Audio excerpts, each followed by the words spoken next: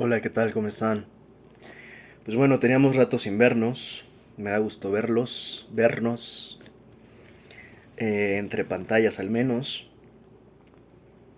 Y pues desde el grito, que no pues había hecho algún análisis, eh, porque, insisto, la verdad es que, perdón, estar llevando el ritmo de todo lo que está pasando, tanto en México como en Estados Unidos, como en el mundo, está canijo, en verdad.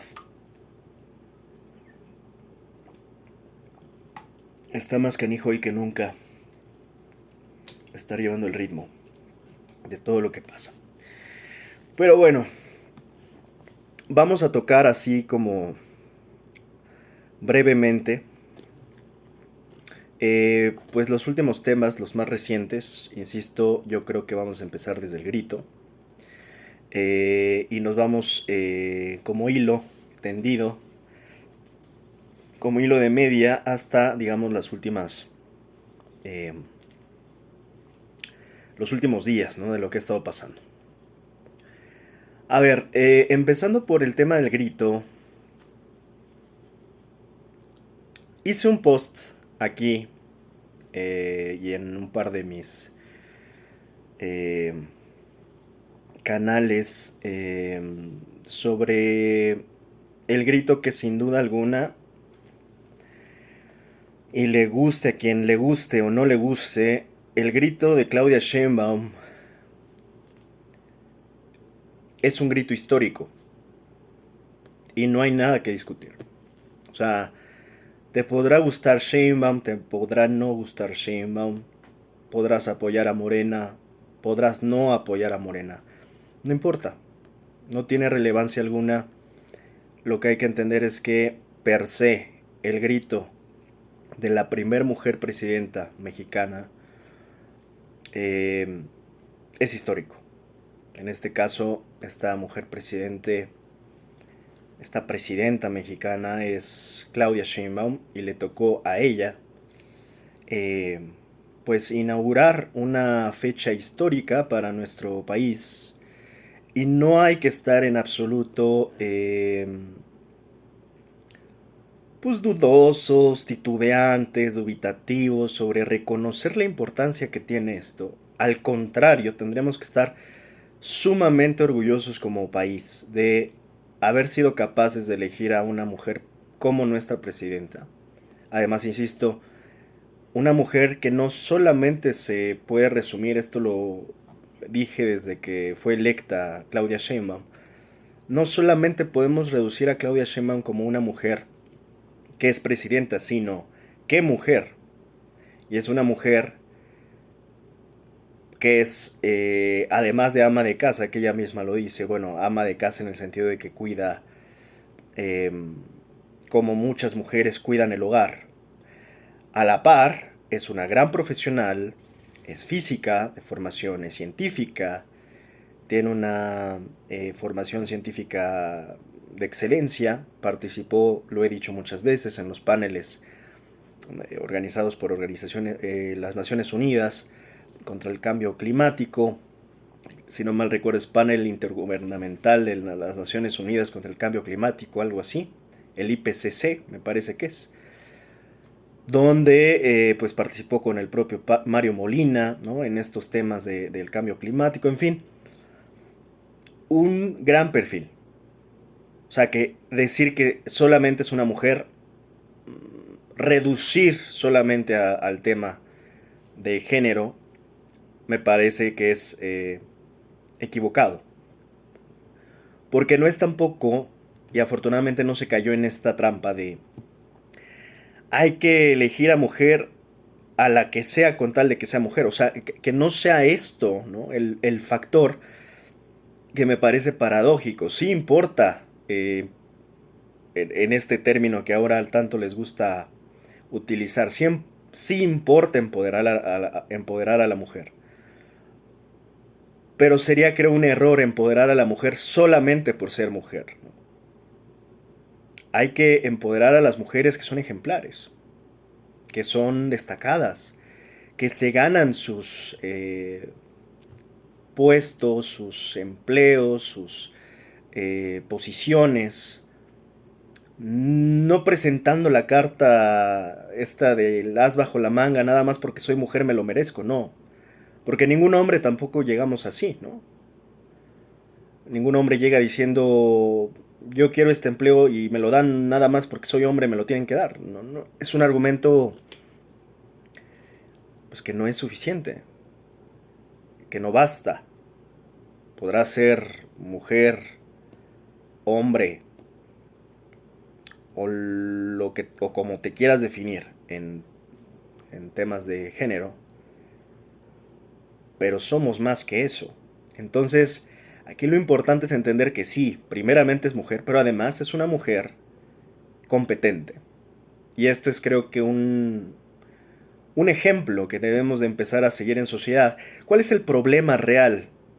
Porque sí, está en este debate feminista que yo en gran medida apoyo las teorías fundamentales del feminismo.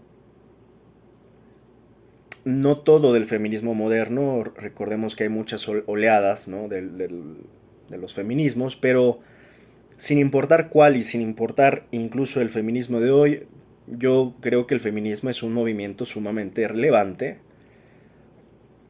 que sigue abogando por los derechos de la mujer y que se sigue conquistando luchas. Por ejemplo, esto no es menor, ¿no? O sea, a veces como que en esta nos perdemos en la percepción. El hecho de decir que es la primera mujer después de tantos años de tantos gobiernos, en verdad debe de ser algo que te rompa un poco el paradigma, ¿no? De decir, a ver, pues es que pues lo normal es que hubieran hombres, sí, pero ¿por qué era normal que no hubiera mujeres? ¿Por qué estamos haciendo este llamado histórico a lo que acaba de pasar? Primero, al tener una mujer como presidenta, como electa, y después, pues la primera, todo lo que va a ser, y va a ser así. Muchas de las cosas que estará haciendo Claudia Sheinbaum serán históricas porque evidentemente son la primera vez de una mujer en el poder de nuestro país. Entonces no es menor, no hay que escatimar, ¿no? Este tipo de cosas, este tipo de conquistas. Insisto, todo va a ser histórico porque no habíamos tenido a una mujer en el poder. Entonces el primer grito va a ser histórico. Y si queremos, hasta el segundo grito también. Es muy correcto lo que hace Sheinbaum en su propio grito, hablar de las mujeres y las heroínas anónimas de nuestra patria. Muchas de estas rezagadas y abandonadas en el olvido.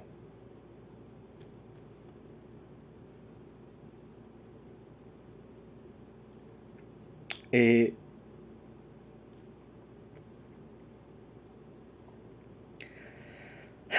eh,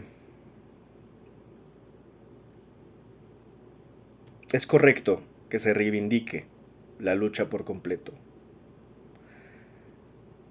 Una lucha que, pues, como también lo dijo muy atinadamente en sus primeros discursos Sheinbaum, pues ella viene en los brazos de otras, en los hombros de muchas otras mujeres, ¿no?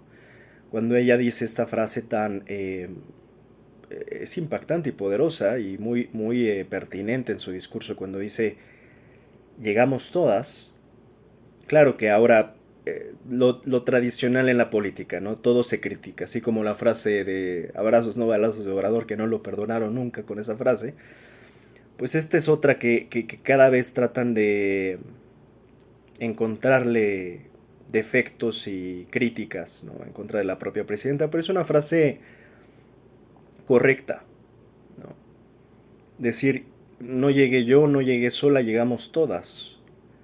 De nuevo, podrás entenderlo o no, pero es así. Sheinbaum llega y en ese sentido su frase es correcta porque de alguna manera reconoce, visibiliza y a la vez agradece un poco que ella no llega sola, ¿no? Que ella llega gracias a muchas luchas, a muchas protestas, a muchas pequeñas o grandes victorias de mujeres a lo largo de la historia del mundo y de la historia de México particularmente, pero no solo de México, porque esta es una lucha emprendida evidentemente y ganada en distintos niveles, pues depende del lugar del mundo del que hablemos. Por eso es tan importante, y lo decía, tener claro que esto es histórico y además estar muy orgullosos de esto. Muy orgullosos porque, para poner un ejemplo próximo, México se le adelantó a los Estados Unidos, unos Estados Unidos que se presumen como un país o una nación de primer mundo. Y es México el país que logra elegir por primera vez a una mujer como su presidenta. Ni siquiera este país que se llama a sí mismo el país de la democracia y de las libertades y de los derechos y de la vanguardia, que obviamente hoy sabemos cuál es el estatus real, pero así se llamó muchas veces y por mucho tiempo Estados Unidos. Hoy en decadencia, claramente, hoy en plena y franca decadencia, pero aún así se siguen jactando ellos de ser del primer mundo. Por eso es que tenemos que estar tan orgullosos, porque México se le adelantó ese primer mundo en dar ese paso que ni siquiera los Estados Unidos pudieron dar. Y mira que ya han tenido varias candidatas a la presidencia y nunca han sido electas, y eso muchos lo saben, ¿eh? Muchos saben que eso va a ser difícil en los Estados Unidos. Ahora, de aquí a que llega una mujer negra, yo hace no mucho yo preguntaba eso, ¿no? ¿Será posible en algún universo alterno que una mujer negra sea presidenta de los Estados Unidos? Porque ya fue un hombre negro, pero vamos a añadirle otro nivel de dificultad. Una mujer negra. Yo lo veo muy complicado. Yo lo veo casi irrealizable. Y ya quitémosle el color de piel. Y digo, no es algo que a mí me interese, es algo que le interesa a los supremacistas, por eso lo estoy mencionando, lo he explicado muchas veces, ¿no? Ellos sí les interesa el color de piel. Pero si quitáramos el factor del color de piel, aún el simple hecho de que haya una mujer presidenta en los Estados Unidos es complicado, es muy complicado. Y México dio el primer paso. Por eso esto no hay que escatimarlo. Yo veo a muchos mexicanos, incluso también muchas mexicanas. Yo diría, oye, las mexicanas tendrían que también tener... Se habla mucho de Frida Kahlo, ¿no? Se heroizan a muchas otras mujeres, pero cuando ya la tenemos aquí en el de presidenta, pues a muchas parece ser que se les olvida la sororidad, ¿no? Esta que tanto se habla ahora en los movimientos feministas de hoy. Una mujer siempre, y yo diría en casi cualquier rubro, la tiene más difícil. Ahora estamos hablando de una mujer en el poder, sí, es una mujer con poder, sí, pero aún esa mujer en el poder también eh, eh, se enfrenta a problemas típicos que se enfrentan las mujeres simplemente por vivir en un sistema dominado en gran medida por el machismo, por el poder del hombre, tomando el concepto de las feministas por el patriarcado. Digo, a mí siempre me ha parecido un tanto ambiguo el término. Yo patriarcado a veces lo intento entender, yo lo resumiría desde mi forma de entenderlo o definirlo.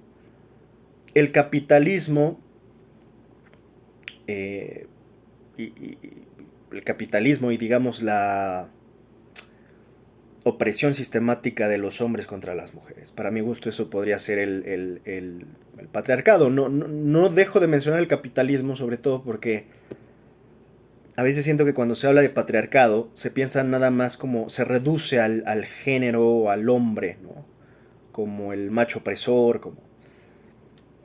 Desde mi punto de vista no se puede quitar el capitalismo de esa ecuación porque no hay que olvidar que también los hombres somos oprimidos, ¿no? O sea, creo que también es un error en la tesis feminista reducir o limitar o hacer exclusivo el sufrimiento de la mujer en un sistema que nos oprime a todos en realidad. A todos, a todas, sea quien seas, donde hayas nacido, el sistema nos oprime. Ese sistema, en gran medida, en la gran mayoría de las naciones, pues es el capitalismo salvaje, que insisto, ya si quieres meter el género del patriarcado, bueno, meter en la ecuación el género contra la mujer, o el abuso, o la opresión contra la mujer, pues entonces eso es lo que para mi gusto es el patriarcado. Obviamente hay muchísimas definiciones de esto en las teorías feministas. Y más allá, insisto, de partidos, más allá de ideologías y más allá de si apoyas o no apoyas el feminismo, lo que pasó con Claudia Sheinbaum es algo histórico, de lo cual tenemos que estar muy orgullosos, insisto, de dar el primer paso, a diferencia de países y naciones que no lo han dado. Y muchas de estas podrán ser primermundistas, pero no lo han dado. No han sido capaces de elegirse a una mandataria, a una mujer, como lideresa de sus naciones. En ese sentido creo que no hay nada que regatear. Hay que reconocer, insisto, esto tampoco implica que tengas que aplaudir, ni tengas que celebrar todo lo que hace Claudia Sheinbaum. No, no, no, hay que aprender a distinguir. Insisto que son tiempos de mucho extremismo y fanatismo donde la capacidad de discernimiento, se está perdiendo por completo. Entonces hay que aprender a discernir una cosa de otra. Yo mismo, y de hecho un poquito voy para allá en unos momentos, difiero por momentos con las posturas de Claudia Sheinbaum. Lo he hecho, lo he señalado de manera clara y puntual. Y hace ya varias ocasiones, hace un par de semanas y en varias ocasiones, he comentado mis posturas en contra sobre Claudia Sheinbaum, ¿no? He tratado de matizar, pero siempre buscando un poco el equilibrio, ¿no? Y entendiendo, insisto, que a una mujer a veces, y eso hay que entenderlo como hombres, a veces se les cargan o se les cobran doble los errores por ser simplemente mujeres. Simple y llanamente por ser mujer se le cobran doble los errores. Si un hombre lo hace, hay veces que o se le cobra una vez o incluso no pasa nada. Pero si una mujer lo hace, se le cobra doble.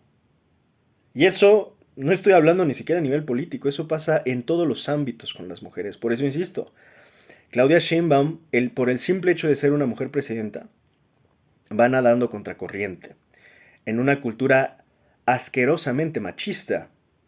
Y no olvidemos que el machismo no solo se reproduce a través de los hombres, también hay mujeres que reproducen conductas machistas.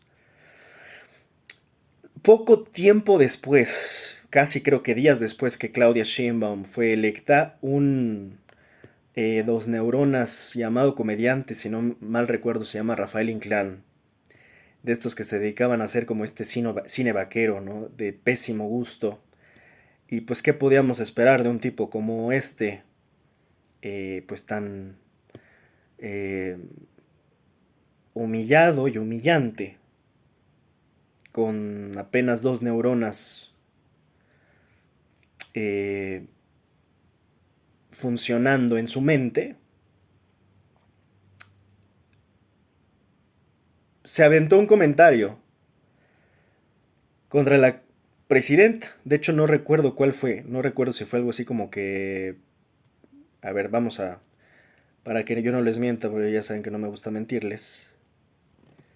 No me acuerdo si fue algo como que se fuera a la cocina, pero para no mentirles, déjenme revisar exactamente qué fue. Es que esas cosas uno procura ni acordarse, hombre. ¿Qué necesidad, no? Tiene uno de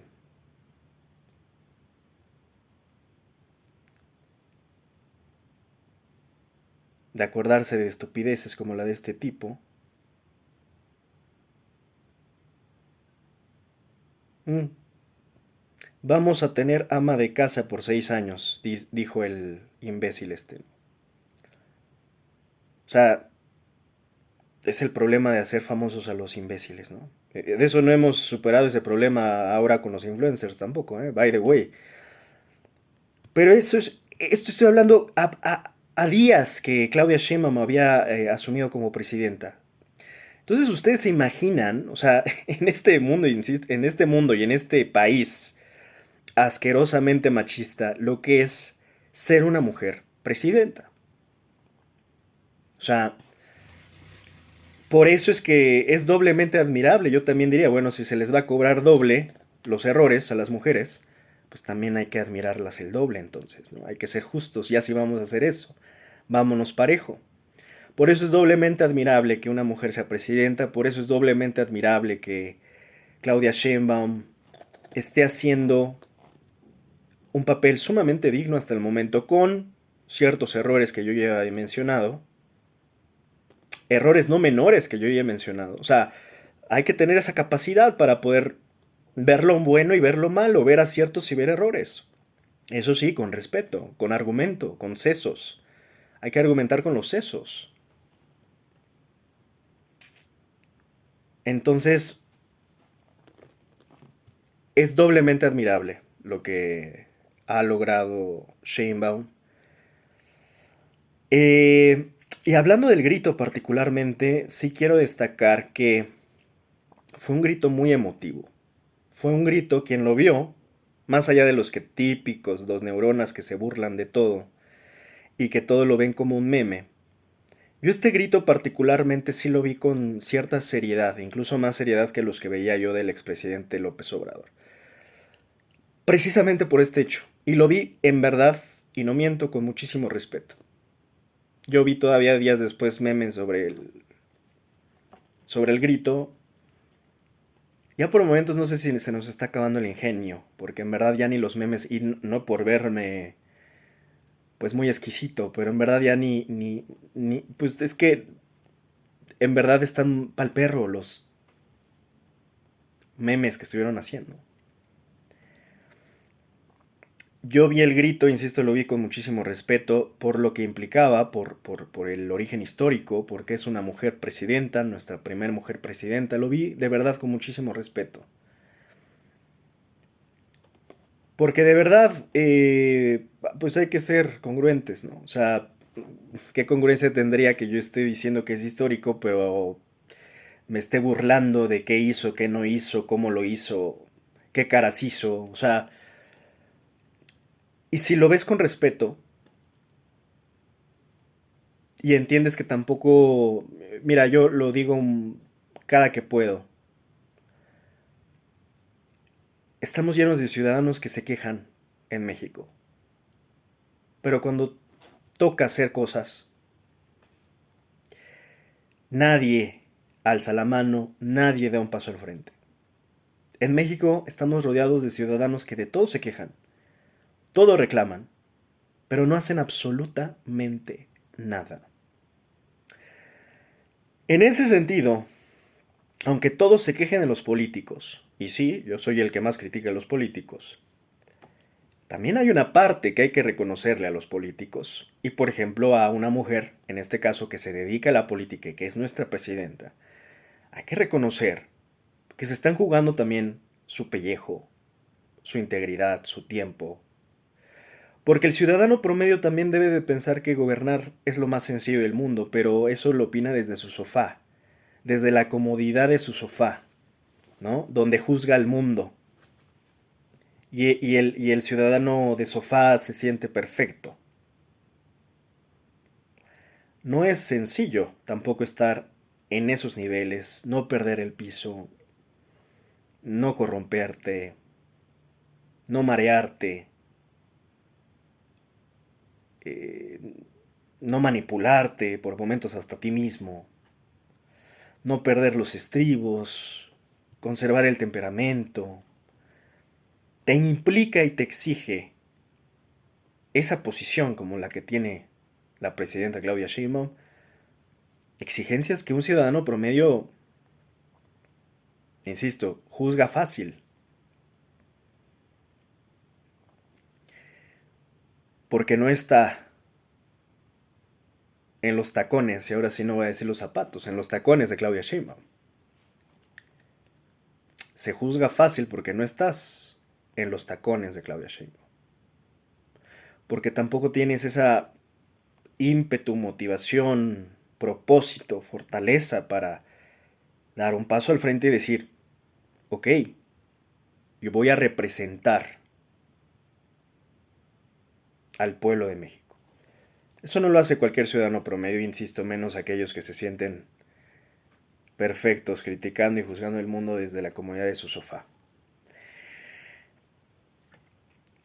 El grito que da Claudia Sheinbaum, que insisto yo al menos vi con muchísimo respeto, es un grito histórico también. O sea, en sí la forma, más allá del fondo, el fondo ya lo hablamos, es histórico porque es la primera mujer presidenta mexicana y porque no solo es presidenta por ser mujer, es una mujer de excelencia, competente, a la altura de las circunstancias. Ya no leí todo su currículum completo, pero hasta el hecho de que hable inglés la presidenta, y no cualquier inglés, no un inglés del verb to be 2.0, o sea, está Claudia Sheinbaum a un nivel de inglés de negocios, a un nivel de inglés de diplomacia, a un nivel de inglés científico.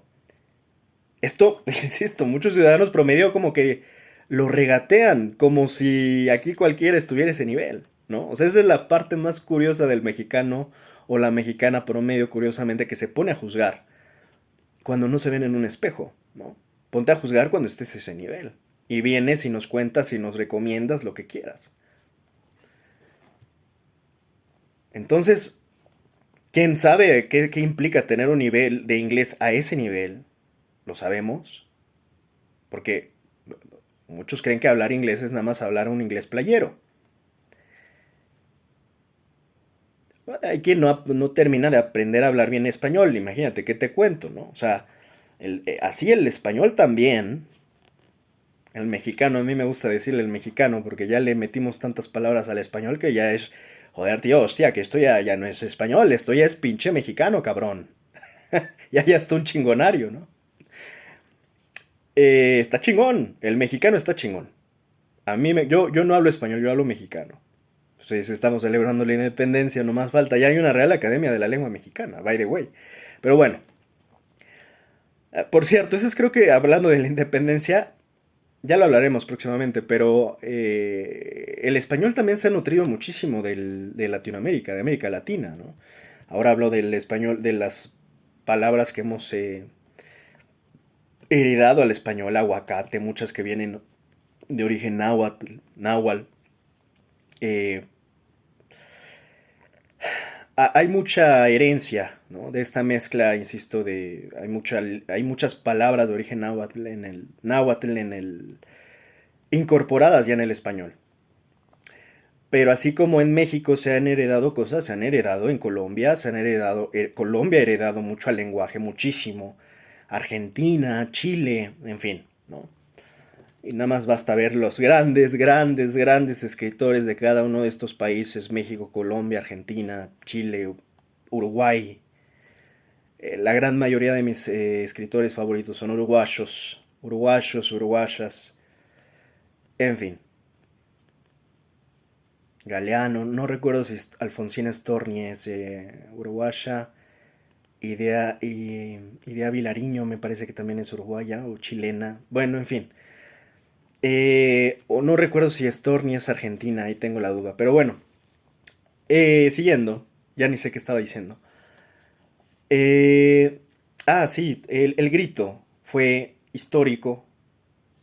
En el fondo, ya hablé de lo histórico en cuanto a lo que representa para las mujeres y su lucha, pero en la forma también, ¿no? O sea, la forma no es algo menor en lo que puedo decir que también fue algo muy poderoso e impactante ver cómo Claudia Sheinbaum, con una emotividad de verdad excepcional, con una pasión, donde realmente sientes que siente la patria mexicana, Claudia Sheinbaum, de verdad fue algo muy poderoso y de mucha admiración. Es lo único que yo puedo decir de lo que presentí del grito de Claudia. Ya habíamos visto a Claudia en su toma de protesta dando un gran discurso. Este grito creo que lo supera en muchos aspectos simbólicos, está con el pueblo, le habla al pueblo directamente, ¿no? En un zócalo repleto, por cierto, cuando apenas hace una semana antes también habíamos estado ahí.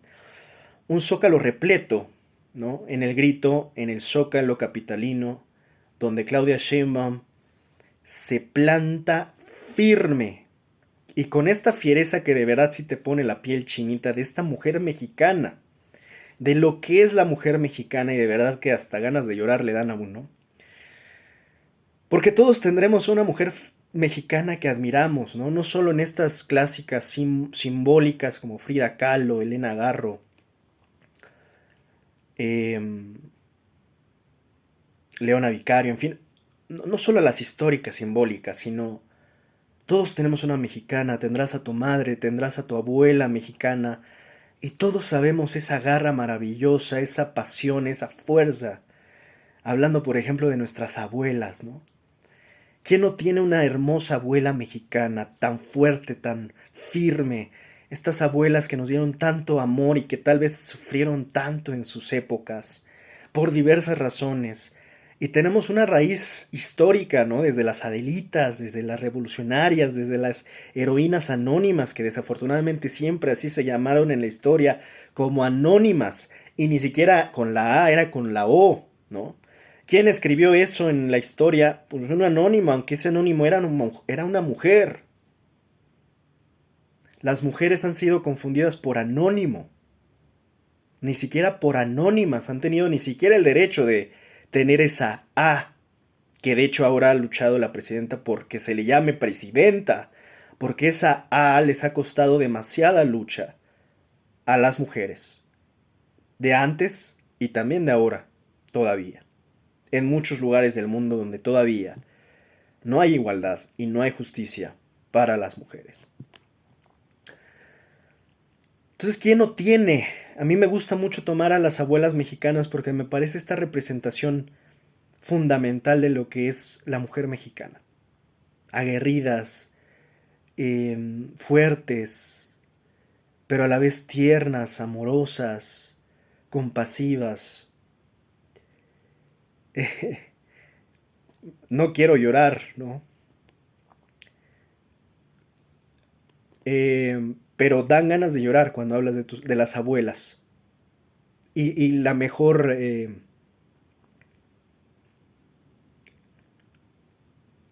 expresión, insisto, de la fortaleza de nuestras mujeres mexicanas creo que está representada ahí, en nuestras abuelas mexicanas. Estas abuelas que siempre llegas y tienen una sonrisa y te reciben con guisos y con ollas. Y si no son acaso de las abuelas cocineras, siempre van a estar ahí tejiéndote, escuchándote o hasta regañándote, pero tienen algo estas abuelas mexicanas que les aprendemos y las queremos con el alma. Claudia Sheinbaum, en este sentido, es la representación, en este caso, de una presidenta que representa a la vez a todas esas abuelas, claramente, pero también a todas las mujeres, a la mujer mexicana. Por eso cuando escuché el grito de Claudia, sí se me removieron las entrañas porque sentí de verdad, de manera auténtica, que más allá de tener una actuación preparada y acartonada, sintió de verdad el grito que dio. Todas las mujeres que nombró en un grito además inédito, en un grito distinto a lo que estábamos acostumbrados a escuchar a los mismos hombres de toda la vida, mientras a las mujeres se les borraba de la historia y del mapa. Y esto es curioso porque justo en el 2021 yo redacté algo justamente sobre el tema de Josefa Ortiz y justamente redacté, y lo voy a publicar por acá.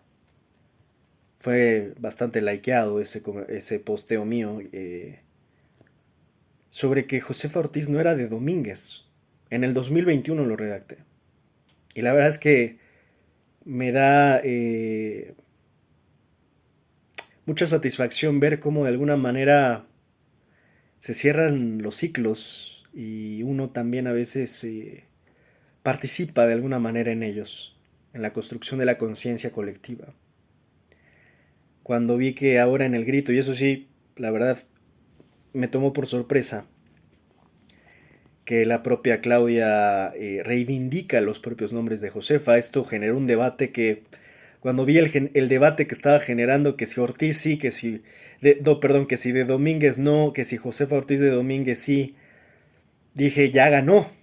Eso era justo lo que quería lograr Claudia Sheinbaum. Y muchos hombres eran los principales que se quejaron de esto. No, que no le preguntó a Josefa Ortiz. Esta es lo que está haciendo la presidenta, tomando posturas, definiendo la historia. Y fue muy astuta y muy correcta al reivindicar un discurso hacia la mujer, ¿no? Todo esto empieza, no hay que olvidar, la historia también empieza desde los simbolismos. Poco a poco vamos caminando hacia la acción.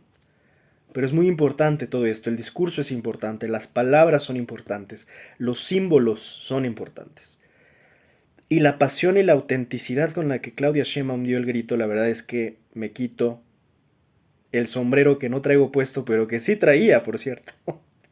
Sí traía puesto el día del grito. Así que bueno, Josefa Ortiz Telles Girón, ¿no? Insisto que al final generó mucha polémica. Por momentos mucha de esta polémica no era más que paja, ¿no? Insisto, de muchos hombres que decían, es que ella eligió el Domínguez y que le dijeran de Domínguez, y también el tema de la corregidora, porque pues no olvidemos que el corregidor era su susodicho esposo, en fin. Estos pequeños gestos que en realidad son grandes, grandes acciones, son muy importantes y qué bueno que los esté encabezando nuestra primera presidenta Claudia Sheinbaum. Entonces, pues tenemos estas heroínas, muchas de ellas anónimas, otras mejor conocidas como Josefa Ortiz, Leona Vicario, Manuela Molina, ¿no? Fueron recordadas en estas arengas y, y la verdad es que es algo que nos debe de dar mucho orgullo. Con esto termino en realidad el primer tema, que es lo del grito, y que no es menor, y me extendí poquito porque sí es histórico y sí lo quería tocar así, ¿no? Con esta extensión, porque sí es importante, insisto, toda esta reivindicación histórica y que las mujeres estén siendo protagonistas y se les dé el reconocimiento pues no dado, ¿no?, en sus debidos tiempos. Desafortunadamente, insisto, muchas veces cayeron en el olvido simplemente por ser mujeres. Ahora, para que vean que aquí todo es equilibrado, y siguiendo con la misma Claudia, justamente hoy, curiosamente, fue muy sonada la noticia de que Claudia Sheinbaum,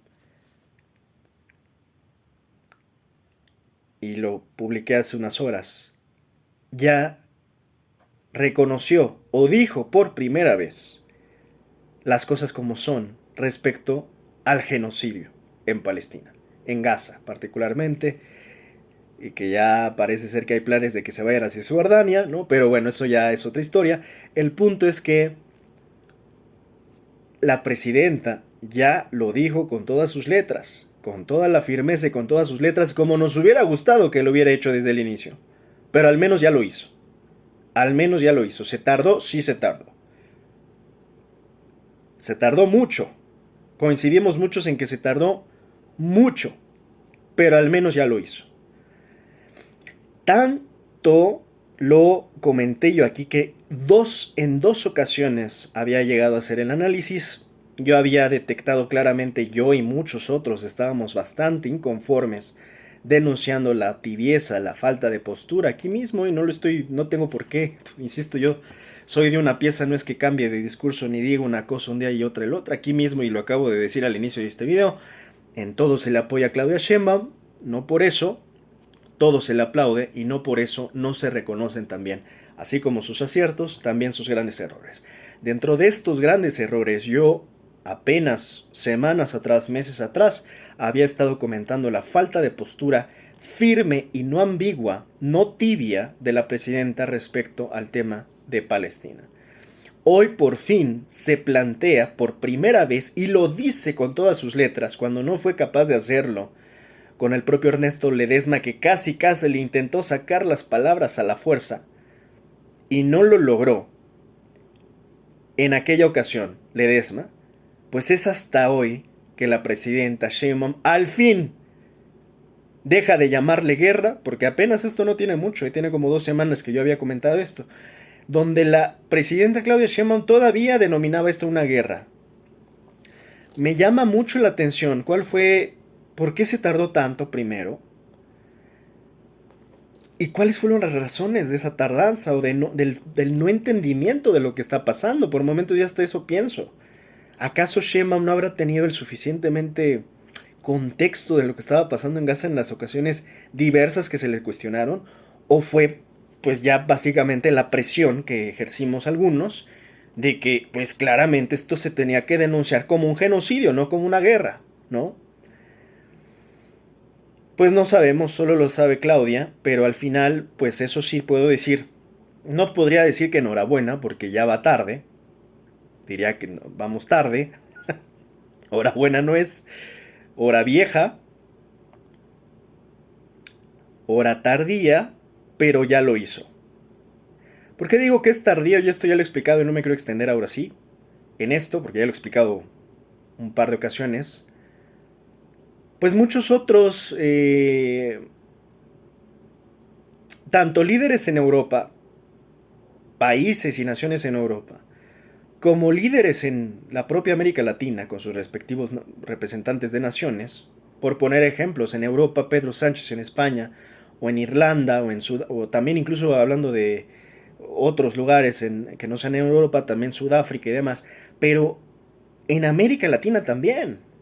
Lula da Silva mismo, desde hace ya meses, fue de los primeros que, me parece que hasta con Sudáfrica, fueron de los que denunciaron el genocidio contra el pueblo palestino. Sheinbaum, perdón, pero sí se tardó muchísimo y además, digo, ya lo dijo, al menos hoy, lamento que haya sido tan tarde y de la forma en que fue, a partir de una pregunta de un reportero. Esta postura debió de haber sido con mucha más iniciativa, ya si lo iba a hacer, lo hizo todo mal en realidad. En esta parte sí se equivoca Sheinbaum y se equivoca en las formas y en los tiempos.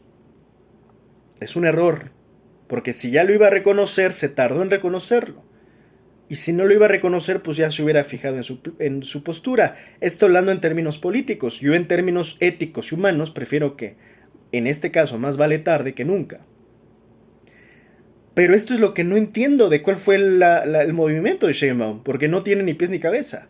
Se tarda en reconocerlo, lo hace tarde y lo hace pues de una forma, parece ser, insisto, más por presión que por verdadera convicción. No de manera proactiva, no con iniciativa, sino como casi como de pues ya que lo tengo que decir porque si no me van a quemar en leña verde, ¿no? Entonces, eso es lo que yo lamento. Sigue siendo un sabor un tanto agridulce.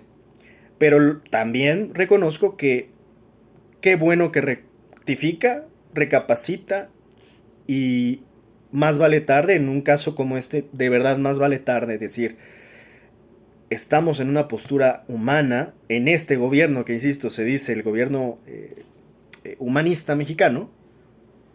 Bueno, pues yo lo dije muchas veces, no puede ser un gobierno humanista mexicano si no reconoces un genocidio contra el pueblo palestino. ¿Qué clase de humanismo mexicano es aquel que no reconoce y señala el genocidio palestino? Ya lo hizo. En ese sentido, insisto, al menos ya lo hizo. tropezándose y, pues sí, cometiendo ciertos errores importantes de timing, de política, de ética, ética y humanidad, pero ya lo hizo. Lo cual, insisto, al menos es mejor que no lo haya hecho. Prefiero esta postura, de verdad. O sea, aunque sea tarde y aunque haya sido errada durante gran parte del tiempo, se tardó muchísimo. Es que estamos hablando que ya van para 3 años. 4 casi. Pero ya lo hizo. Digo, lleva apenas uno de gobierno, pero a lo que voy es que el problema ya... O sea, todavía hoy que no sepa de qué lado está, que si apoya o no el genocidio, a estas alturas, después de tanto tiempo, es a lo que me refiero. Tienes que ya tener claro. Lo expliqué hace unos días. Y aquí no hay mucho para dónde hacerte, más allá de banderas o partidos o ideologías. Aquí es otra historia.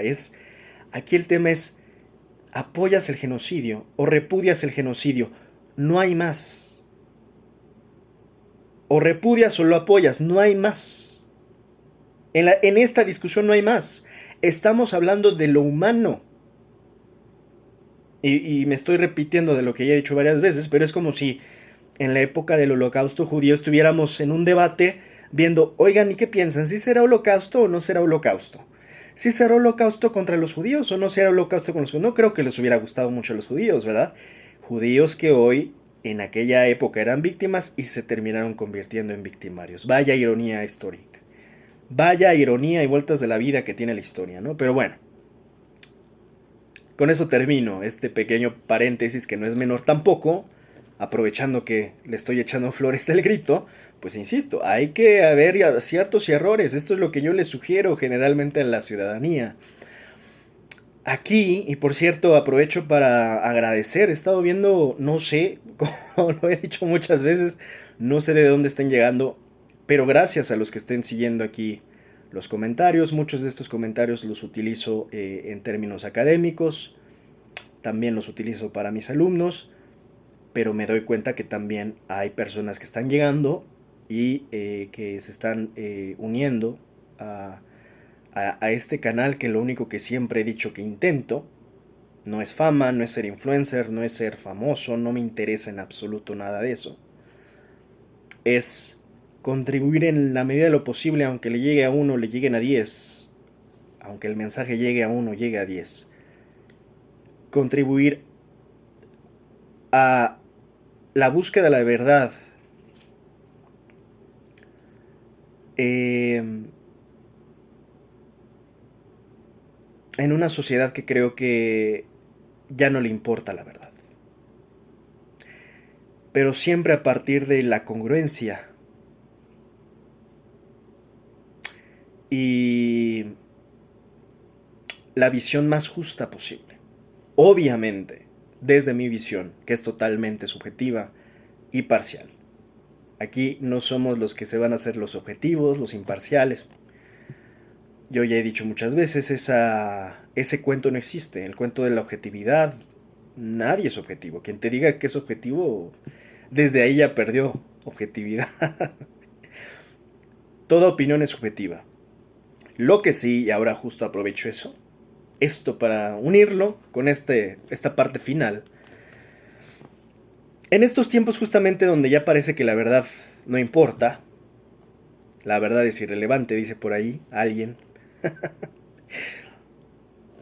Pues sí, en parte sí, la verdad, desde la posverdad, la verdad ya no es relevante. Ya he explicado lo que consiste la posverdad. Desafortunadamente no solo son tiempos en donde la verdad está en riesgo, sino también los principios. Y obviamente estos principios varían entre persona y persona y entre nación y nación. Y para no caer en la ambigüedad de hablar de los principios, porque para algunos países será la libertad algo y para otros otra cosa muy distinta. Para Milei la libertad será una cosa, para Donald Trump será otra muy distinta. Para von der Leyen deberá de ser otra cosa la libertad, para Elon Musk debe de ser otra cosa. Y desafortunadamente estamos allá a la mitad entre las definiciones de los gobernantes y empresarios psicópatas. Estamos ahí a la mitad. Para no caer en esa ambigüedad, porque Milei se llena la boca hablando de libertad cuando lo que quiere en realidad decir es liberalismo, y vivan los empresarios y vive el supuesto libre mercado a la par que apoya a Trump, mientras Trump es el más proteccionista hoy del mundo, y donde se están empezando a volcar desafortunadamente hacia lo que ya habíamos advertido, que es el fascismo. Esa es la ironía, ¿no? Que ahí tienes a muchos en medio que se tragan las mentiras. De un libertario que grita "viva la libertad carajo", defendiendo una supuesta línea capitalista y neoliberal o anarcocapitalista o libertaria o como la quieran denominar. Libertarianism, creo que es en inglés, o libertanism o libertarianism, no me recuerdo cuál de las dos, en inglés. Pero ninguna de esas dos es lo que defiende Donald Trump. Y nunca te va a poder explicar, y lamento mucho, hasta el momento no he visto ningún argentino que le pregunte directamente a Milei y que lo ponga en esa encrucijada de que tenga que explicar cómo carajos apoya su supuesto régimen, que es libertario anarcocapitalista, a un tipo proteccionista que además implementa aranceles al resto del mundo, llamado Donald Trump. ¿Qué clase de lógica tiene eso? Nadie le ha hecho la pregunta. ¿Cómo un libertario anarcocapitalista, Milei, respóndeme, boludo, va a apoyar a, al tipo más proteccionista y arancelario del mundo, llamado Donald Trump? ¿Cómo? No tiene la más mínima lógica, pero ahí tienes al fandom de borregos adoctrinados que siguen apoyando ciegamente a, pues, su líder, que es vamos a decir, la mascota del régimen anglosionista, que muchos piensan que es presidente de Argentina, mientras que en realidad defiende los intereses de Estados Unidos e Israel, llamado Javier Milei. El caballo de Troya que vengo anunciando desde hace más de 3 años. En fin, en estos tiempos son en los que estamos habitando. Ya hablamos hace poco del caso tan complicado de la violencia que se está generando en los Estados Unidos, de la censura que se está generando en los Estados Unidos. No me voy a extender demasiado en hablar de la censura que le hicieron a Kimmel, porque prácticamente todos están hablando de ello. Por acá voy a dejar un pequeño, pues una sátira, comedia irónica de un presentador estadounidense. Lo voy a dejar aquí abajo para ahorrarnos un poco ese tema. Lo mencionaré, no pronto, ¿eh? Simplemente entender que esto va casi de manual, ¿no? Lo que se está viviendo en Estados Unidos es casi de manual. No hay realmente novedad para los que venimos siguiendo la línea desde hace ya más de 3 años. Eh, entonces, pues, esto es de manual. Eh,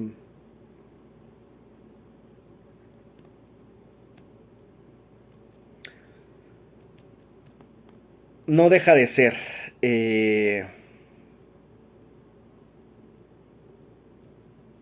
grave todo lo que está sucediendo. Pero insisto, pues es el fascio de manual. Y ya nada más nos falta cantar la Vela Chao, ¿no? Vela Chao, Vela Chao, Vela Chao, Chao, Chao. Hay una escena muy buena en la serie esta de La Casa de Papel. Me gusta mucho. Es de, creo que mi favorita. En en la, en la serie de La Casa de Papel, donde el profesor y Berlín brindan y cantan una mattina. Mi son svegliato, bella ciao, bella ciao, bella ciao, ciao, ciao, una mattina. Mi son svegliato, t'ho trovato l'invasor. Partigiano, portami via. Oh bella ciao, bella ciao, bella ciao, ciao, ciao, partigiano, portami via, che mi sento di morir.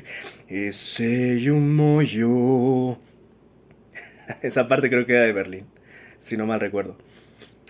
E sei un muoio da partigiano. Vela ciao, bella ciao, bella ciao, ciao, ciao, sei un muoio da partigiano. Tu mi devi seppellir. E seppellire lassù in montagna. Bella ciao, bella ciao, bella ciao, ciao, ciao. E seppellire lassù in montagna, sotto l'ombra di un bel fior. Tutte le genti che pazzeranno. Bella ciao, ya, ya, ya. Bueno, bueno, bueno, bueno, bueno. Alright, alright, alright, alright, diría Matthew McConaughey. Matthew McConaughey. A ver. Morto per la libertà. Bueno. Pues ya con esto, ¿qué más les tengo que explicar en qué tiempos andamos, no? Ya cualquier necesite un contexto histórico, pues ahí les invito a informarse. Pero en estas andamos, ¿no? En los tiempos Belachao. No vaya a ser que también me caiga la censura a mí un día de estos, ¿no? Una bala, uno con esto no debe andar jugando, ¿eh? Porque sí, en verdad, a como están los caldos, a como están las aguas. Bueno, en estos tiempos de fuego cruzado para uno y otro lado, de fanatismos de uno y otro lado, de extremismos de uno y otro lado, tenemos que todos están opinando. Además, tiempos de la posverdad, además en tiempos de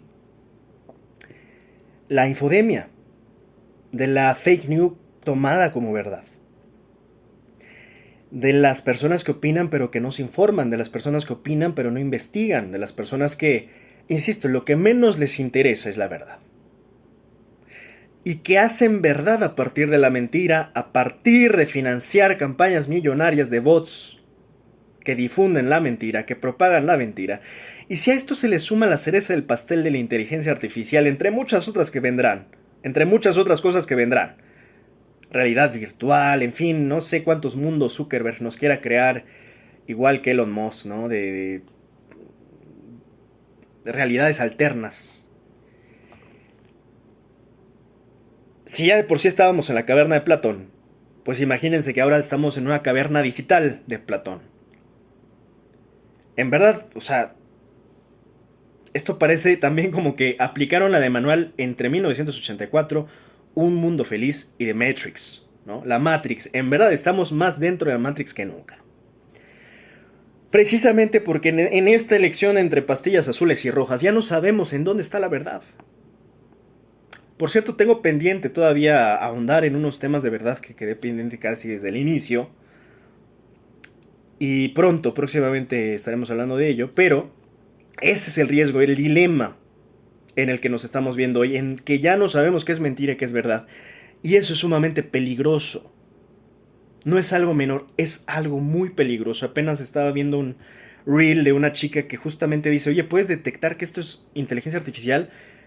En verdad ya es imposible saberlo, porque ya es una inteligencia artificial, una creadora de contenido tan sofisticada y tan avanzada que en verdad ya casi está igualando la realidad. La percepción, la forma en que nuestros sentidos se van a empezar a engañar a partir de ahora en adelante es una verdadera locura y es sumamente peligroso. En estos tiempos y con este contexto breve que acabo de dar, que son en los que vivimos y habitamos,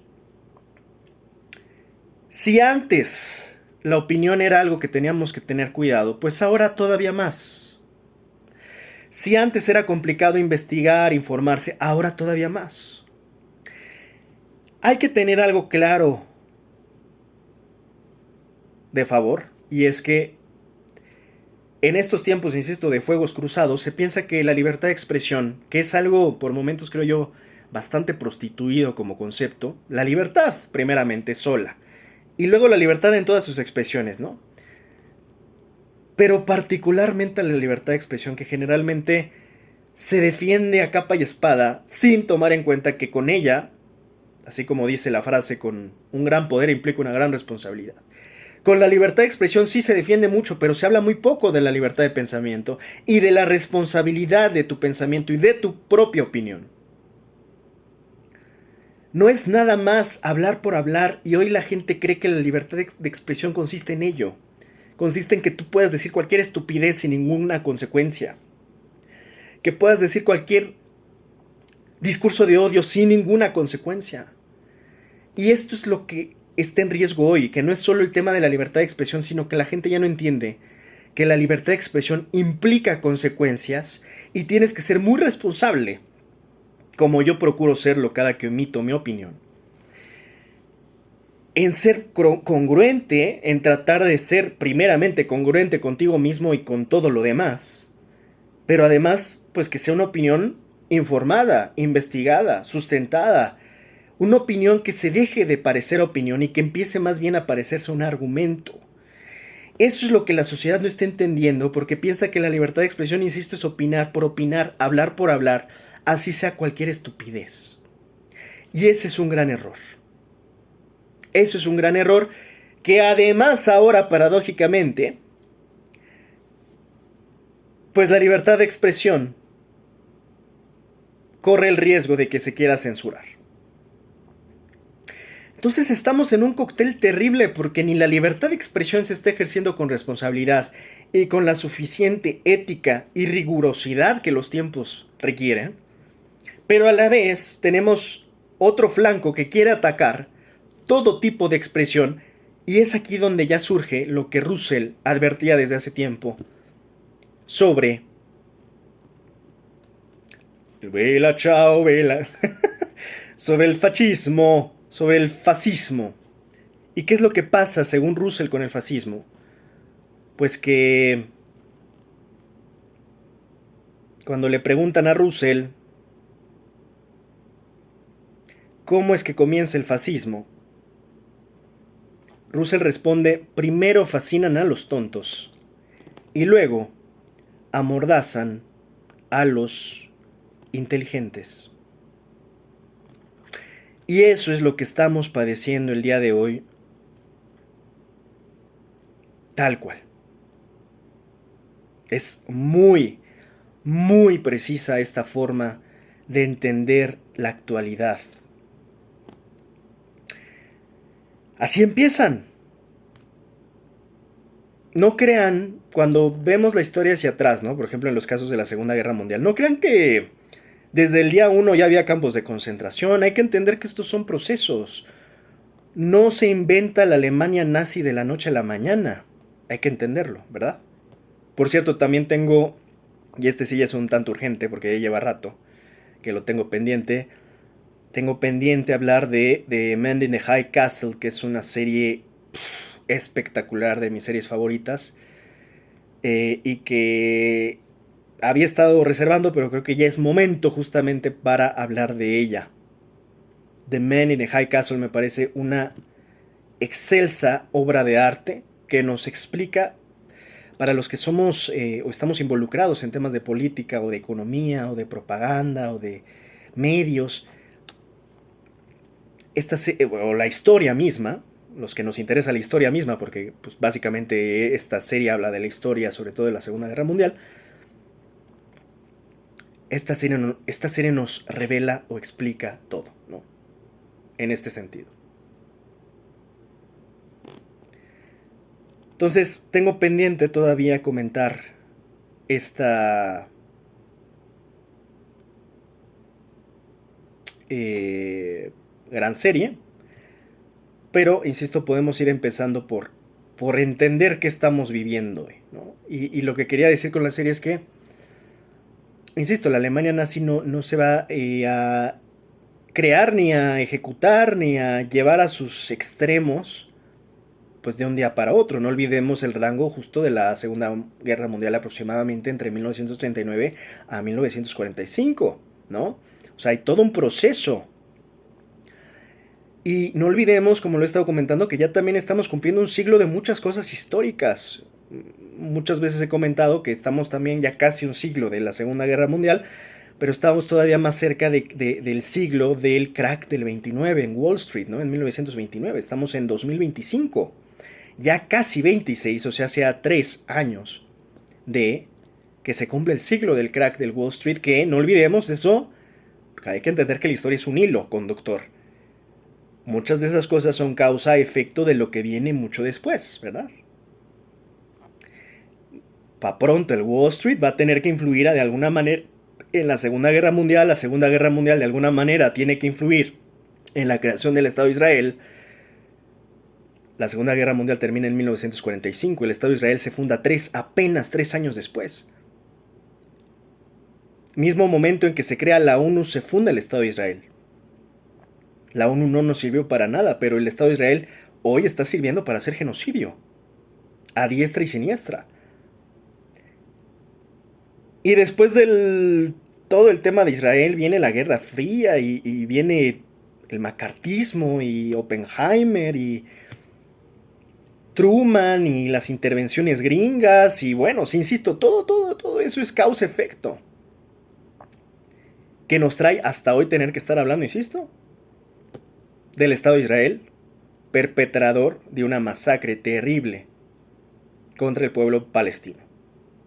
Para entender que sí, todo influye y todo lo que está atrás afecta a lo que está adelante y que el pasado, esta cosa tan, este concepto tan etéreo, tan abstracto, ¿no? El tema de hablar del pasado, hasta en la física, ¿no? Es complicado, lo decía el propio Einstein, ¿no? Al final, pasado, presente y futuro, todo confluye en lo mismo. Este espacio-tiempo físico extraño, pero sí, esto me encanta porque lo explica muy bien en la serie de Men in the High Castle, ¿no? O sea, ¿cuánto es pasado para nosotros? Al final puede ser pasado un siglo atrás, o puede ser ayer, o puede ser hace apenas un minuto que ya pasó, eso es pasado ya. Pero de una u otra forma esas cosas que quedan ahí en la historia influyen en esto que conocemos como presente, o que viéndolo desde diversas perspectivas se pueda llamar el futuro, dependiendo de la posición del observante, o del que lo vive, o del que lo padece. Padecemos de alguna manera pasado, presente y futuro, todo al mismo tiempo, como en una licuadora. Hablé de la frase de Russell, quiero comentar la de Saramago, también me gusta mucho, hablando de fascistas. Y con esto, pues redondea lo que trato de decir, ¿no? O sea, la gente cree que un Hitler se revela de la noche a la mañana, no. Hay un proceso y hay que tener cuidado de que en este mismo momento no estemos dentro de ese proceso, que vengan peores cosas hacia adelante. Porque en este momento sí se está gestando una especie de fascismo y no olvidemos que a partir de esto vienen las peores atrocidades. Hay riesgos de que vengan las peores atrocidades. Entonces, ¿qué nos dice Saramago? Él dice, los fascistas del futuro no van a tener aquel estereotipo de Hitler o de Mussolini. No van a tener aquel gesto de duro militar. Van a ser hombres hablando de todo aquello que la mayoría quiere oír, sobre bondad, familia, buenas costumbres, religión y ética. En esa hora va a surgir el nuevo demonio y tan pocos van a percibir que la historia se está repitiendo. Y esto es justo lo que trato de decir, que por supuesto lo dice mucho mejor Saramago. Lo que hay que tener cuidado es que no estemos repitiendo la historia. Y eso es lo que me temo. Por eso estoy diciendo que se está cumpliendo un siglo. Porque la historia se repite, dicen algunos, la historia cumple ciclos, dicen otros, y si no se repite exactamente, sí se parece, diría yo. Y como venimos de un hilo que muchas veces no soltamos, y que tiene mucho que ver lo que pasó con lo que pasa hoy, lo que pasó antes y entonces con lo que pasa hoy, de ahí viene la frase de la historia dicta nuestro futuro y el destino de nosotros como individuos y también de las naciones. La historia es futuro, por eso es tan importante. Y nunca hemos terminado de aprender algo que también dice por ahí, no recuerdo quién, lo único seguro es que no aprendemos nada de la historia. No me acuerdo qué escritor lo hizo. Porque claro, está la frase clásica, ¿no? De hay que aprender de la historia para no repetirla, sí, pero lo único seguro es que no aprendemos. O sea, pasa la historia, podrán pasar miles de anécdotas. Los historiadores te podrán contar mil cuentos. Y lo único que nos queda al final de esos cuentos. ¿Y por qué digo que los historiadores? Porque hay que entender, a menos que sean historiadores de verdad, y que por cierto también tengo temas pendientes hablando de los Sonsonegis, ¿no? Perdidos en este aspecto, que se venden como historiadores y no son más que farsantes. Yo única y exclusivamente respeto a los historiadores profesionales, a los que justamente tratan de separar la paja y las mentiras de las verdades, no aquellos que terminan siendo charlatanes. Y hay muchos historiadores que desafortunadamente se venden como historiadores, como Sonsonegis, yo les llamo el grupo de los Sonsonegis, que no son más que charlatanes. Y empiezan a difundir la historia con sus opiniones, no con datos, no con hechos, no con nada verificado. Y entonces se vuelven historiadores a partir de sus interpretaciones, sumamente sesgadas, por supuesto. Por eso les llamo el grupo de los Sonsonegis, que próximamente, y desde cuando vengo diciendo, nada, es que como no le doy tanta importancia al perdido de Sonsonegui, al Sonso, pues no más, no le doy un tiempo, pero ahí lo tengo pendiente. Próximamente espero ya por fin poder cumplir con, con la crítica puntual a este señor. Insisto que me parece un charlatán. Hay que hacerle caso a los historiadores, a los profesionales. Pero más allá de eso, precisamente por eso a veces denomino que los historiadores nos cuentan cuentos, porque al final, a menos que sean profesionales y verdaderamente comprometidos con la historia, tratando de buscar el dato, tienen que buscar el hecho. Más allá de su opinión, ya después interpretan, ya después opinan. Lo que les debe de importar es el hecho. Basarse en hechos, en verdaderas evidencias, para podernos poquito a poco, medianamente sea posible, medio revelar lo poco que se pueda de la historia. Y yo siempre doy este caso o ejemplo común, a ver, si la gente no sabe ni lo que pasó ayer, de las noticias que vimos la semana pasada, ¿cuánto de verdad nos consta que pasó? ¿Cómo nos dicen que pasó? ¿Cómo nos cuenta la prensa corporativa que pasó? ¿Cómo cuentan los periódicos, las revistas, los medios digitales que pasó? ¿Cómo cuenta tu youtuber favorito que pasó? ¿Cómo cuenta tu influencer favorito que pasó? No sabemos ni siquiera lo que pasó ayer, ni lo que pasó una semana. ¿Cómo carajos vamos a querer saber lo que pasó con los mayas, con los egipcios, con los griegos? Así como si de verdad tuviéramos así de, no, es que esto pasó porque pasó, como insisto, hacen los Sonsonegis, que se terminan volviendo prácticamente charlatanes, pero también un tanto, pues fanáticos, ¿no? De sus propias versiones y sus propios cuentos, ¿no? No tenemos realmente tanta claridad. Eso que nos cuentan, pues es lo que pues dicen. A partir de sus opiniones, a partir de sus sesgos, a partir de sus propias interpretaciones, a partir de sus propias mentiras, a partir de sus propios inventos. Entonces aquel cabrón iba a decir, pero en realidad ni siquiera es preciso, aquel farsante que te quiera venir a decir, esta es la historia porque así es, porque yo te lo estoy diciendo, que así es, no le creas. Hazte el favor y no le creas. Haznos el favor de no creerle. Porque son charlatanes, son fraudes, son charlatanes, son sonsoneguis.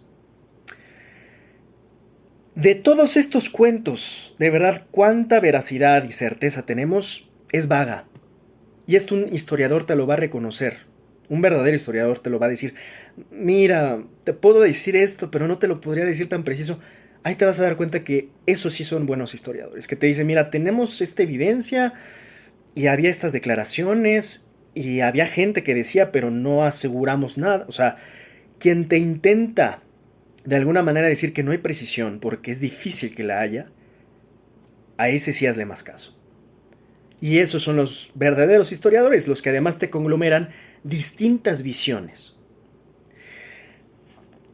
Por eso digo que en gran medida, desafortunadamente, estamos llenos de cuentos, incluso de muchos historiadores. Unos tendrán más veracidad, otros menos. Al final la historia, ¿qué es otra cosa sino más que un cuento? Otros podrán llamarle chisme, ¿no? Dependiendo, yo creo, justamente qué tan veraz o no. Y otros te podrán hablar de leyendas, y otros te podrán hablar de mitologías, y otros te podrán hablar de hechos. Y estamos un poco en todo ese espectro. Entre los cuentos, entre los mitos, entre las leyendas, entre los chismes. Y realmente lo que es la perla de la historia es el hecho. Esa es la perla de la historia, que muy rara vez podemos llegar a ver con tanta claridad, como si hubiéramos estado ahí. Porque, insisto, hoy estamos aquí y no sabemos lo que está pasando hoy y no supimos lo que pasó ayer. No supimos ni lo que pasó en el COVID. No supimos lo que pasó contra Charlie Kirk. No supimos lo que pasó contra Kennedy o Martin Luther King. ¿Cómo queremos pretender saber lo que pasó hace 500 años, 400 años, 300 años, 200 años, un siglo? ¿Cómo? Hay que ser sensatos. Es complicado. Y de todo esto lo que quiero decir es que lo único que realmente podemos saber, y eso sí nos consta, yo creo que hay unanimidad en esto, para poder consensuar y aceptar,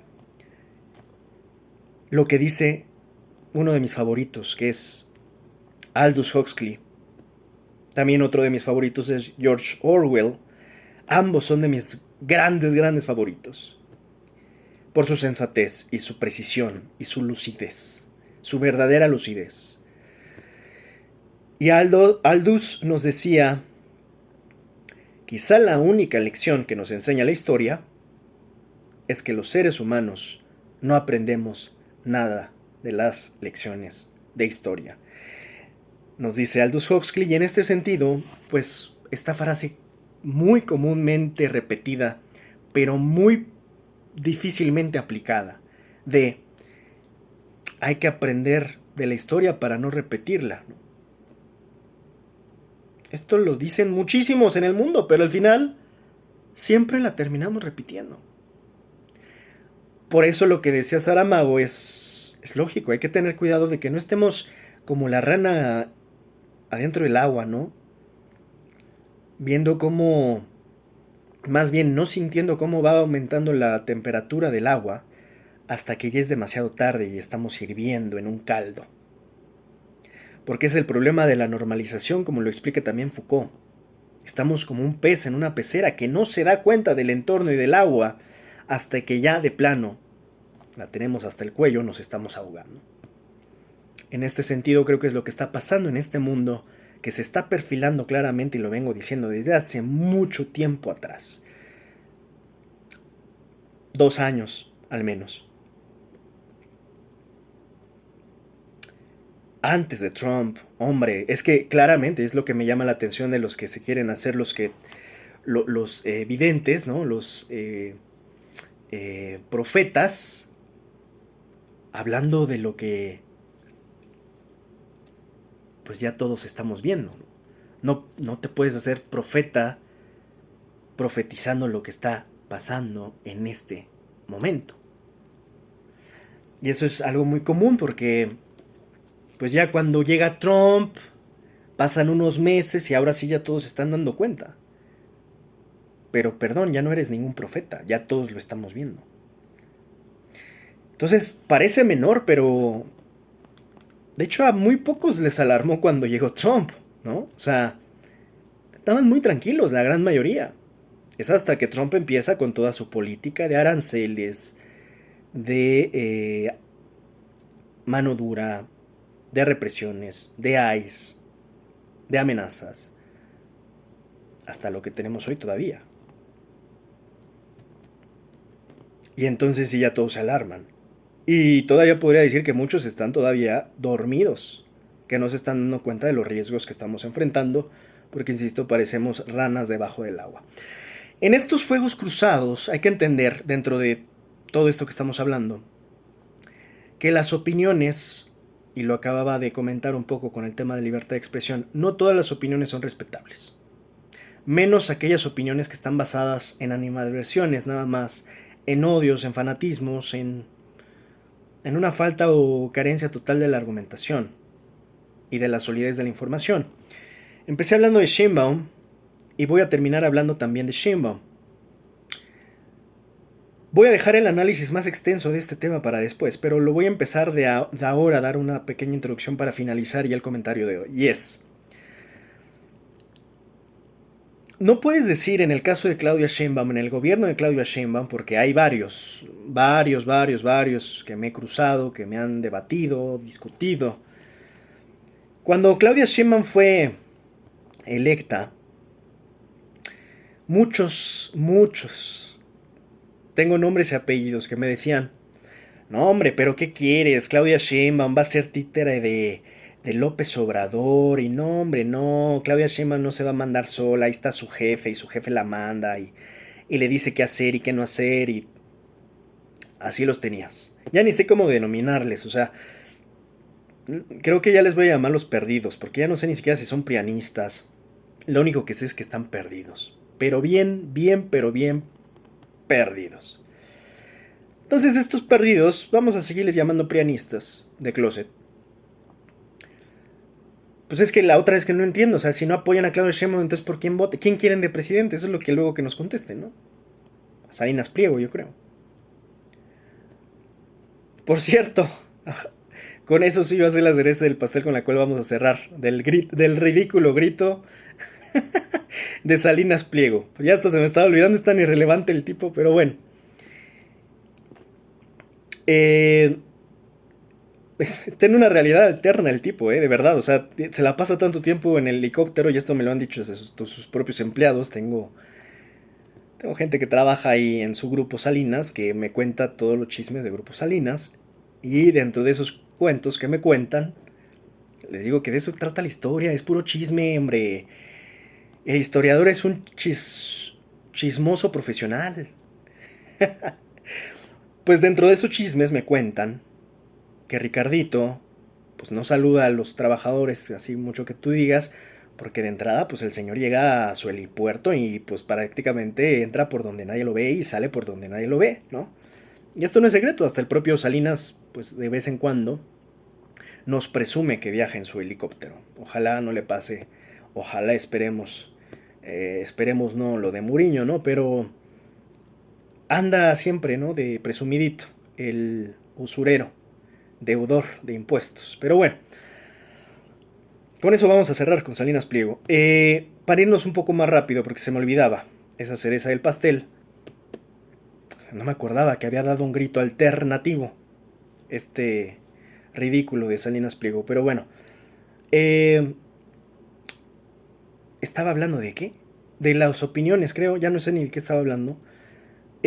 No todas las opiniones son respetables, ¿no?